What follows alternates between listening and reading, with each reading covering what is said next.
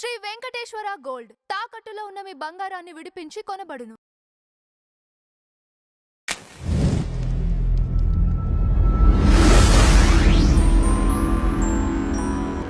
వాగర్థావివ సంపృక్తౌ వాగర్థ ప్రతిపత్తయే జగతః పితరౌ వందే పార్వతీ పరమేశ్వరౌ. ఆదిత్యాయ చ సోమాయ మంగళాయ బుధాయ చ గురుశుక్ర శనిభ్యశ్చ రాహవే కేతవే నమః. శృంగేరి జగద్గురు పీఠాధిపతులకి, కంచి పీఠాధిపతులకి నమస్కారములు తెలియజేసుకుంటూ కార్యక్రమాన్ని ప్రారంభిద్దాం. ఈ రోజున చెప్పుకోబోయేటువంటి అంశము మహామహిమాన్వితమైనటువంటిది, చాలా ప్రభావవంతమైనటువంటి విషయాన్ని మీతో పంచుకోదలుచుకున్నాను. కేవలం నేనొక్కడే ఈ యొక్క మహిమని పొందితే కాదు, నాతో పాటు నాకు తెలిసిన వాళ్ళందరూ, ప్రేక్షకులందరూ కూడా ఈ రోజు ఉన్నటువంటి మహత్యాన్ని పొందాలనే సదుద్దేశంతో ఒక చక్కటి విషయాన్ని మీతో పంచుకోదలుచుకున్నాను. కార్యక్రమాన్ని ఆశాంతం వీక్షించండి. జనవరి 3వ తారీఖు 2026 సంవత్సరంలో ఏర్పడుతున్నటువంటిది శివముక్కోటి ఆరుద్రోత్సవము అని అంటారు. ఈ శివముక్కోటి గురించి మనకు ఏ శాస్త్రంలో లేకపోయినప్పటికీ కూడా యుగ యుగాల నుంచి ఈ రోజున పరమేశ్వరుని ఆరాధించే గొప్ప పుణ్యతిథి ఆరుద్రోత్సవంగా చెప్పబడుతున్నటువంటిది. పండుగ కంటే కూడా ఉత్సవంగా దీన్ని చూడాలి. దీన్ని బహుళ వ్యాప్తి చేసినటువంటి మహానుభావుల వారు, నడిచే దైవము సాక్షాత్తు శంకర స్వరూపము కంచి పీఠాధిపతులైనటువంటి శ్రీ శ్రీ శ్రీ చంద్రశేఖరేంద్ర సరస్వతి స్వామివారు. ప్రతి సంవత్సరం ఈ శివముక్కోటి రోజున చిదంబరంలో ఆ ఆరుద్ర నక్షత్రాన్ని దర్శించుకొని ఈశ్వరుడికి వివిధ రకాలుగా అభిషేకాదులు, అర్చనలు జరిపించేవారు. వారి ద్వారానే అందరికీ కూడా దీని యొక్క మహత్యము ప్రకటితమైనది.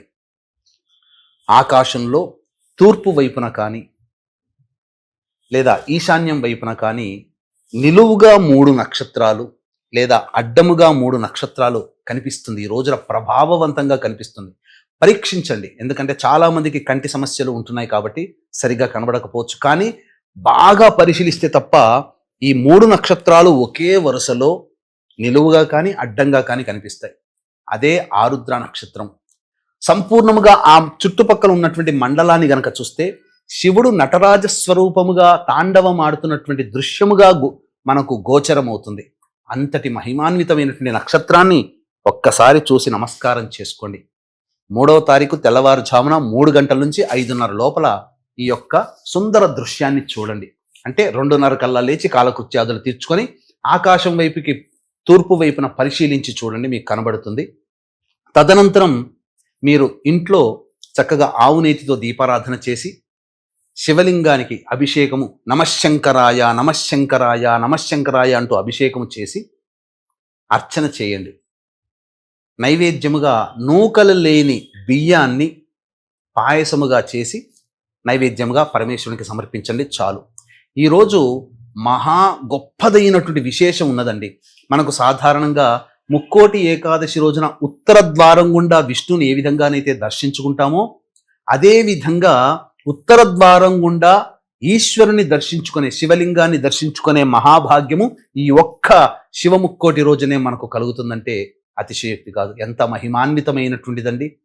శివకేశవుల్ని ఉత్తర ద్వారం గుండా దర్శించుకునే భాగ్యము ఈ యొక్క ధనుర్మాసంలోనే కలుగుతుంది అంటే అంత మహత్యము ఈ ధనుర్మాసానికి ఉంది. కాబట్టి జనవరి 3వ తారీఖు రోజున వచ్చేటువంటి శివముక్కోటి రోజున ఎవ్వరు కూడా మిస్ కాకండి. ఈ రోజున ఏ ఏ సమస్యలతో బాధపడుతున్నటువంటి వాళ్ళు ఎటువంటి విధానాలతో అర్చన అభిషేకాదులు జరుపుకోవాలో సవివరంగా మీకు తెలియజేసే ప్రయత్నం చేస్తాను.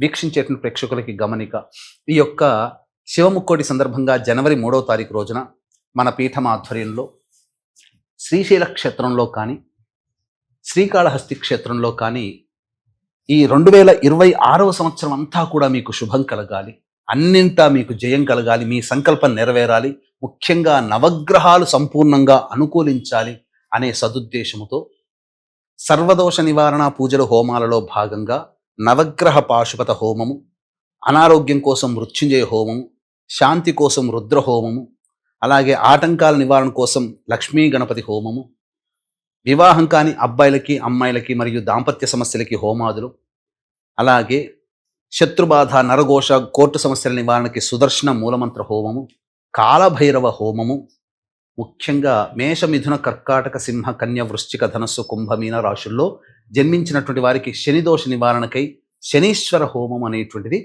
ఈ యొక్క జనవరి 3వ తారీఖు రోజున శ్రీశైలంలో కానీ శ్రీకాళహస్తిలో కానీ జరిపించడం జరుగుతుంది.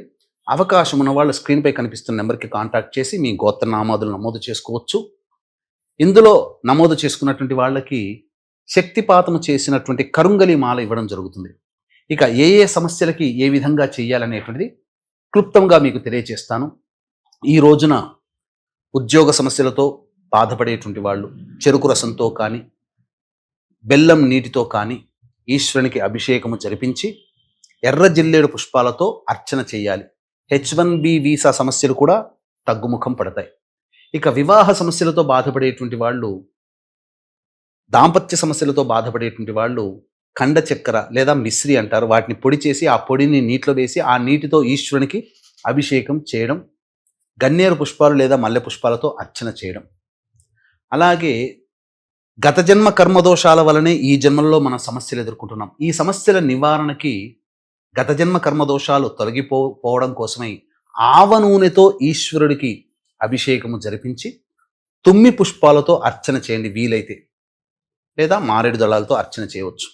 ఇక ఆర్థికపరమైన సమస్యలు, వ్యాపారాభివృద్ధి కావాలి, వ్యాపార విస్తరణ కావాలి, రాని బాకీలు వసూలు కావాలి అనే సదుద్దేశముతో విభూతి కలిపిన నీటితో ఈశ్వరునికి అభిషేకం జరిపించి మారేడు పుష్పాలతో అర్చన చేయండి. ఒక్క మారేడు పుష్పముతో మనం అర్చిస్తే 1,00,000 బంగారు పుష్పాలతో అర్చించిన పుణ్య ఫలితం కలుగుతుందని శివపురాణమే చెప్పబడి ఉంది. ఇక ప్రధానంగా మేష, మిథున, కర్కాటక, సింహ, కన్య, వృశ్చిక, ధనస్సు, కుంభ, మీన రాశుల్లో జన్మించినటువంటి వారికి శని దశ అంతర్దశలు జరుగుతున్నటువంటి వాళ్ళకి శని బాధలు ఎక్కువగా ఉంటుంటాయి. కాబట్టి ఈ దోష నివారణార్థమై నవగ్రహాల చుట్టూ శివాయ నమః అంటూ 27 ప్రదక్షిణలు చేసి శివలింగానికి నల్ల నువ్వుల నూనెతో అభిషేకం చేయండి ఈ రోజున. అలాగే నీలిరంగు శంకు పుష్పాలతో కానీ నీలిరంగు చామంతి పుష్పాలతో కానీ అర్చన చేయండి, లేదా బిల్వ దళంతో అర్చన చేయండి, మారేడు దళంతో అర్చన చేయండి చాలు. అలాగే గత జన్మ కర్మదోషాలు తొలగిపోవడం కోసం ఇంతకుముందు చెప్పాను కదా, ఆవ నూనెతో ఖచ్చితంగా అభిషేకం చేయండి.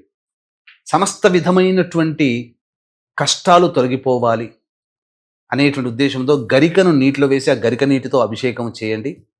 తెల్ల జిల్లేడు పుష్పాలతో అర్చన చేయండి. ఈ విధంగా సమస్యలు ఉన్నటువంటి వాళ్ళు చెప్పినటువంటి ద్రవ్యాలతో అభిషేకం చేయండి. ముఖ్యంగా ఈ రోజున గంజి వార్చినటువంటి అన్నముతో, గోరువెచ్చగా ఉండాలి అన్నముతో ఈశ్వరునికి అభిషేకం చేయవచ్చు. లేదా ఆ గంజి వార్చిన అన్నానికి తేనెను కలిపి శివలింగముగా తయారు చేసి ఆ శివలింగానికి చక్కగా ఆవు నేతిని అద్ది అప్పుడు అభిషేకం చేయండి. మారేడు దళాలతో అర్చన చేయండి.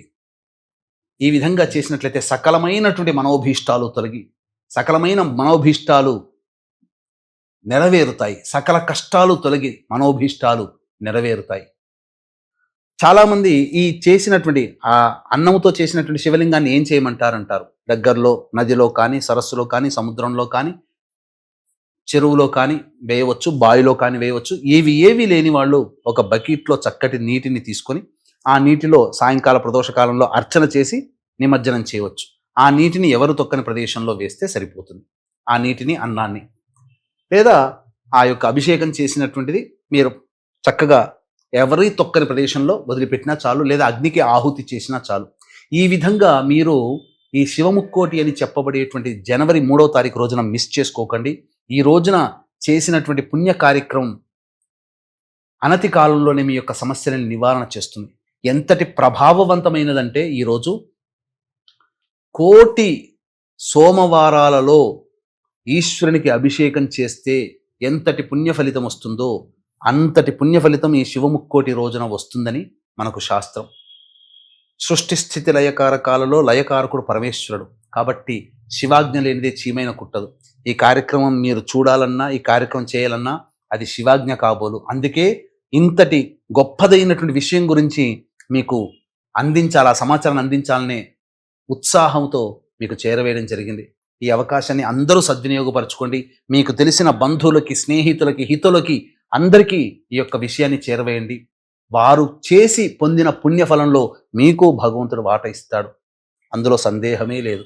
చక్కగా ఈ నియమాన్ని పాటించండి. అవకాశం ఉంటే ఈ రోజున మన పీఠమాధ్వర్యంలో శ్రీశైలంలో కానీ శ్రీకాళహస్తిలో కానీ జరిగే సర్వదోష నివారణ పూజల హోమాల్లో గోత్ర నామాదులు నమోదు చేసుకొని శక్తిపాతం చేసినటువంటి కరుంగలి మాలను సొంతం చేసుకోవచ్చు. అలాగే మరొక ముఖ్యమైనటువంటి విషయం ఏంటంటే 2వ తారీఖు రోజున సాయంకాలం ప్రదోషకాల సమయంలో 7 గంటల నుంచి 8 గంటల మధ్య కాలంలో మృగశిర నక్షత్రం 4వ పాదం ఉంటుంది. ఇది అమ్మవారి నక్షత్రం. ఆ రోజున శివాలయానికి చేరుకొని పరమేశ్వరునికి నమస్కారం చేసుకొని అమ్మవారికి నమస్కారం చేసుకొని నీ యొక్క అనుగ్రహం వల్లనే నేను ఈ రోజున దర్శించుకున్నాను, అలాగే రేపటి రోజున నీకు సేవ చేసుకునే భాగ్యాన్ని కల్పించు మహానుభావ. నీ ఇచ్ఛాశక్తి, నీ క్రియాశక్తి, నీ జ్ఞానశక్తి వల్ల నాకున్నటువంటి సమస్త బాధలు తొలగిపోవాలి, నాకున్నటువంటి సమస్త కోరికలు నెరవేరాలి అనే ఉద్దేశంతో ఈశ్వరునికి అర్చన, అమ్మవారికి కుంకుమార్చన జరిపించుకొని ఇంటికి వచ్చేయండి. ఆ రోజంతా శివముక్కోటి అని చెప్పుకోబడేటువంటి 3వ తారీఖు రోజున బ్రహ్మచర్య వ్రతాన్ని ఆచరించండి. దాంపత్యం పనికిరాదు, మాంసాహారం పనికిరాదు, ధూమపానం పనికిరాదు, అలాగే మైథునం పనికిరాదు, మద్యపానం కూడా పనికిరాదు. చక్కగా ఆ రోజున అందరినీ సంతోషపెట్టండి, ఎవరిని బాధ పెట్టకండి. ఈ విధంగా చేసినటువంటి వాళ్ళకి పరమేశ్వరుడు సర్వదా తోడై ఉండి మీ సంకల్పాలని దగ్గరుండి నెరవేరుస్తాడు అని చెప్పడంలో ఏమాత్రం సందేహం లేదని చెప్తూ సర్వం శ్రీ ఉమామహేశ్వర పరబ్రహ్మార్పణమస్తు.